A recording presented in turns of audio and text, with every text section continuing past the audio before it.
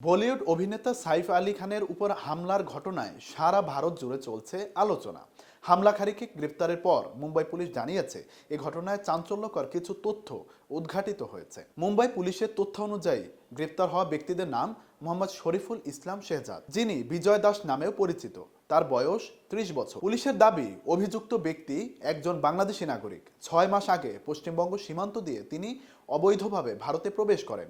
এরপর মুম্বাইয়ে এসে বসবাস শুরু করেন। রোববার ১৯শে জানুয়ারি ভোরে সাইফ আলী খানের বাড়ি থেকে প্রায় ৩৫ কিলোমিটার দূরে অভিযুক্তকে গ্রেফতার করা হয়। বর্তমানে তাকে মুম্বাইয়ের খার থানায় রাখা হয়। ভারতীয় গণমাধ্যম এনডিটিভির প্রতিবেদন অনুযায়ী মুম্বাই পুলিশের ডিসিপি দীক্ষিত গেদাম জানিয়েছেন, প্রাথমিক তদন্তে ধারণা করা হচ্ছে যে অভিযুক্ত ব্যক্তি বাংলাদেশি নাগরিক।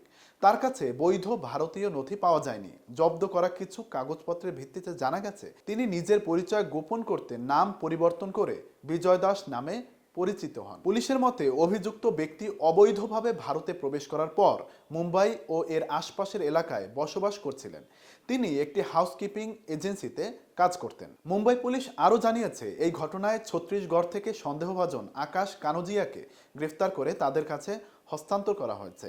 পাশাপাশি সাইফের উপর হামলায় ব্যবহৃত অস্ত্রের কিছু অংশ উদ্ধার করা হয়েছে। সাইফ আলী খানের উপর হামলার ঘটনায় ধরা পড়া এই নতুন তথ্য তদন্তকে নতুন দিকে এগিয়ে নিয়ে যাচ্ছে। বাংলাদেশি নাগরিকের সংশ্লিষ্টতা ও অবৈধভাবে ভারতে প্রবেশ নিয়ে ভারতীয় নিরাপত্তা ব্যবস্থার দিকে প্রশ্ন তুলছে অনেকেই। তদন্ত চলমান এবং এ ঘটনায় আরও তথ্য সামনে আসার প্রত্যাশা করছে সবাই।